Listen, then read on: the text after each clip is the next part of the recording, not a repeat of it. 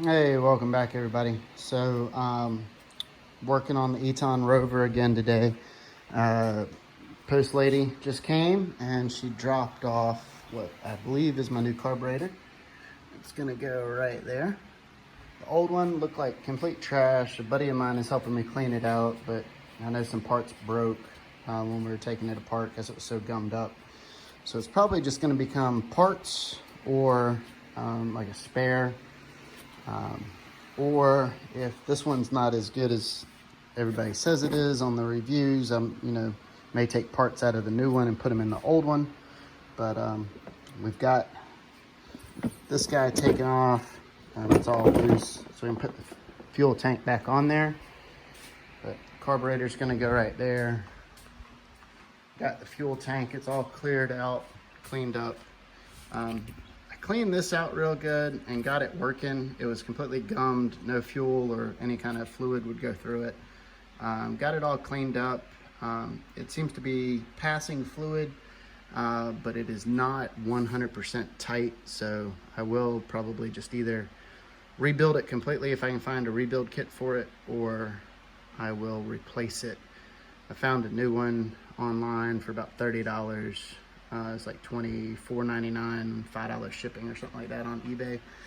So I may just replace that altogether if I can't rebuild it. But right now I've got it cleaned out and it's working and it's passing fluid. So we'll be able to attach it to the carburetor and get fluid or gasoline, petrol, whatever you want to call it, into the carburetor to get it to start. Got some of my parts right there for the carburetor. We're gonna need to, the new one that we ordered has an auto choke on it. We're gonna disassemble it and take the auto choke out and replace it with the manual choke, because I was looking and our wiring harness does not look like it has the connector for the auto choke that I saw floating around anywhere down there. So I have been able to add that wiring to a wire harness before that I took apart, but since this one is in good shape and I don't really need to or feel like cutting into the wiring harness at this point, I'm just going to go back with the manual choke that was on there. But as you can see, that just pulls off. Set that down right there.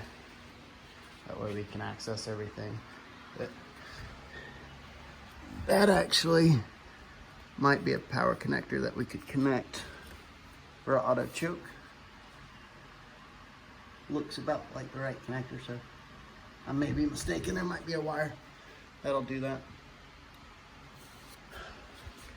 If that's the connector that matches, I may bypass the manual choke.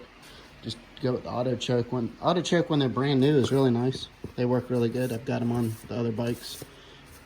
When they start to go bad, they're for crap and they don't work and they cause a lot of problems. But when they're brand new, they're pretty nice. You don't have to ever worry about the choke.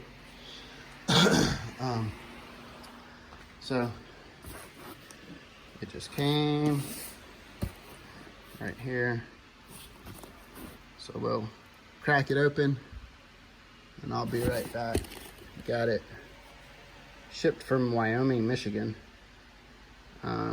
1 pound, 2 ounces.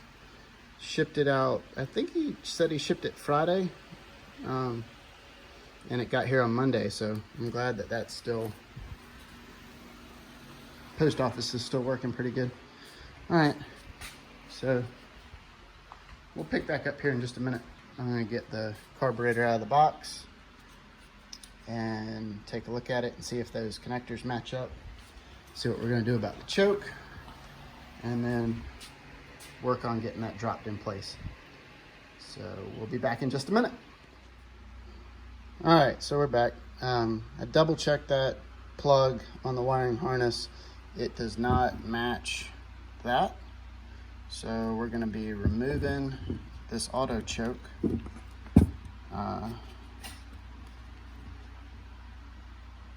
Nice little carburetor, but we're gonna take that screw out and remove that auto choke and put our manual choke back on there. And part of the reason I bought this carburetor over some of the other ones was it has a couple of jets that come with it for the main jet. And articles I was reading said the 95 main jet was the best one to put in there for this setup. That's who I got this stuff from, Scooters to Go. They did not sponsor this video. I paid full price for my parts, paid for shipping, paid for everything. That's just who I bought it from. But they were nice. They sent the parts to me really quick, so give them a shout out for that. I am gonna pull the bowl off and pull that choke off and see about getting this connected. So I'm gonna try to set up this shot, see if we can have you follow along as we do it, if I can do it without too much trouble. Just to let you know, off camera, I did pull the air filter off and took a look at it, and it was nice and clean, was not in bad shape, was not dirty. So I did go ahead on the air filter and check that, and everything looked really good. So don't think I have anything to worry about there. Nice, it came with a new fuel filter, drain. Came with a new fuel filter, that's really nice. So let's take a look at this bowl. So this is a little tip for today. Impact gun with a nice fat tip on it that fits your screw really good. I've found that these floats or these bowls on a lot of these carburetors with the soft aluminum, they use a soft brass screw. They just tend to strip really easy. If you put a good amount of pressure and use your impact in reverse, it seems to break them right away. No issue, no strip screws. Just hit them with a quick spin, and then I take them out the rest of the way with the screwdriver. And then putting them back in, of course, I just use the screwdriver. I don't use the impact on that, but that just makes the job so much easier, especially when you don't have to mess with stripped out screws, because that's nothing fun. I don't like dealing with stripped screws. Definitely don't want to deal with stripped screws on brand new purchases. I would like to get a lot of life and use out of this carburetor. And you know, I enjoy working on my projects. They're a lot more fun when you just get to play with them, though. I do like learning stuff and having fun with them, though. So that's why I bring you guys along so everybody can check it out.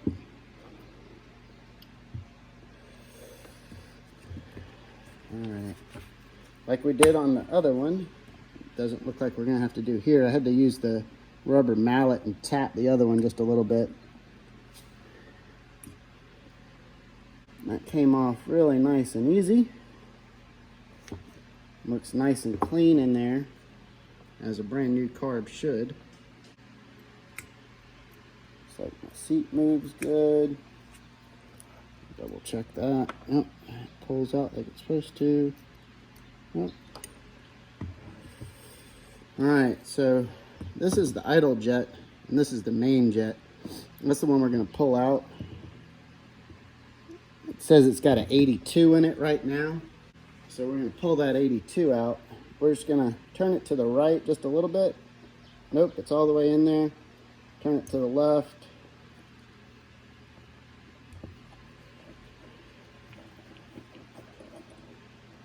I was turning it to the right to just see if it was already backed out a certain amount. I unfortunately do not have a 7mm socket.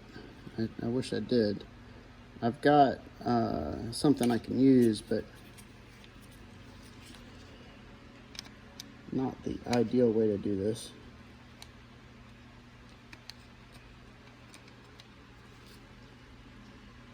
There we go. So we're going to pull that 82 main jet out.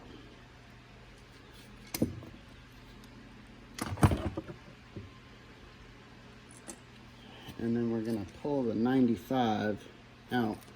And you can see, hopefully, right on this, it should be stamped 95 somewhere.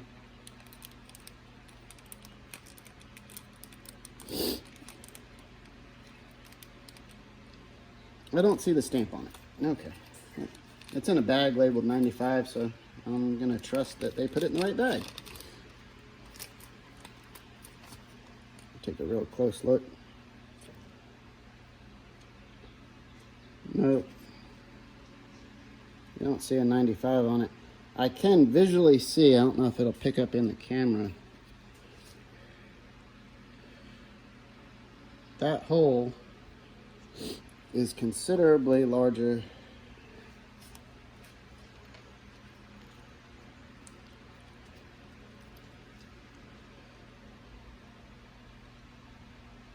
than that hole. And that's what we're doing, is going from a hole that's 85, or I'm sorry, 82, to one that's 95. So that's going to allow more fuel to flow through the carburetor on wide open throttle.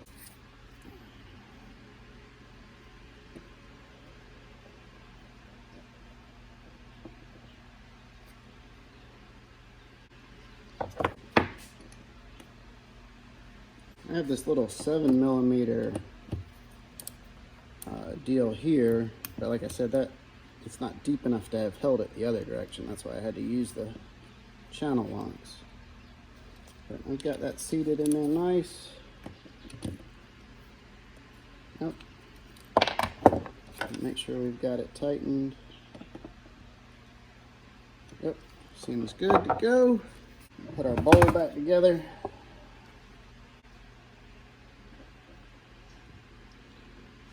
We're going to take our time and line up all the little holes and cavities.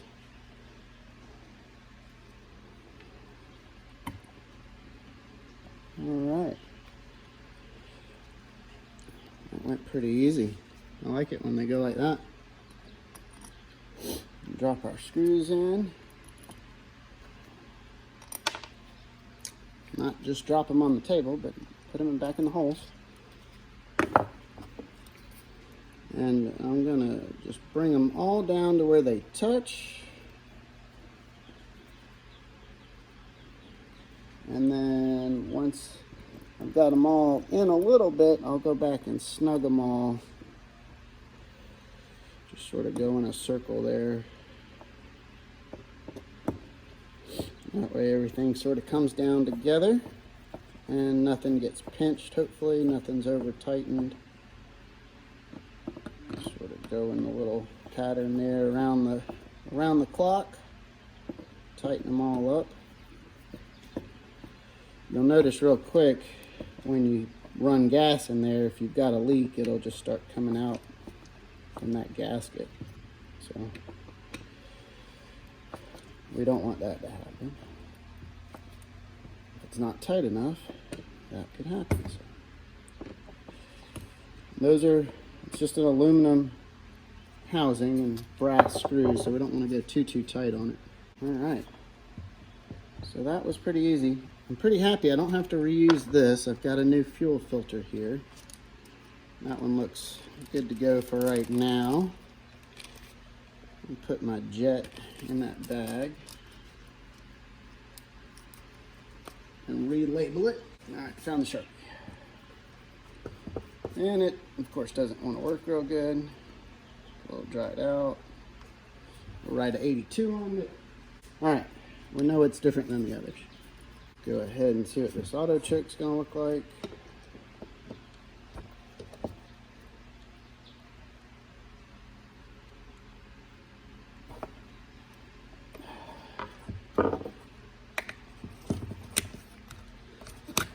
And just like we did on the bowl, this wants to be stubborn, so we're gonna use impact.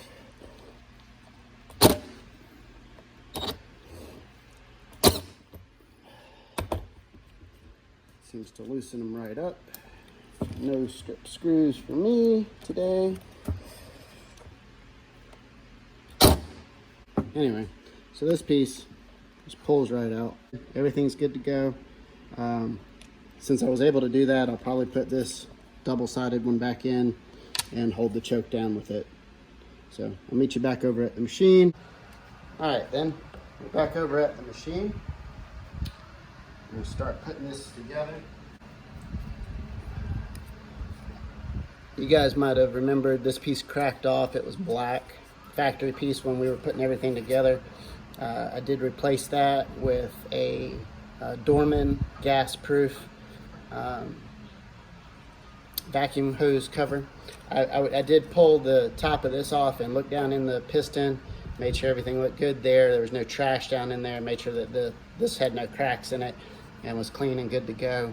And like I mentioned before, I did take the air box apart and look at the air filter in here. Air filter looked really good, so not gonna do any more with that.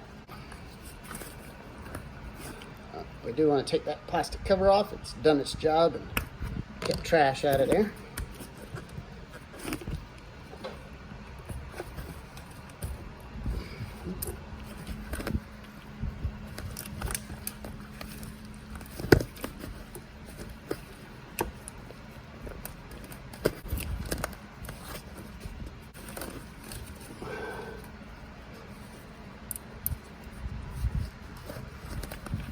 All that went together really nice.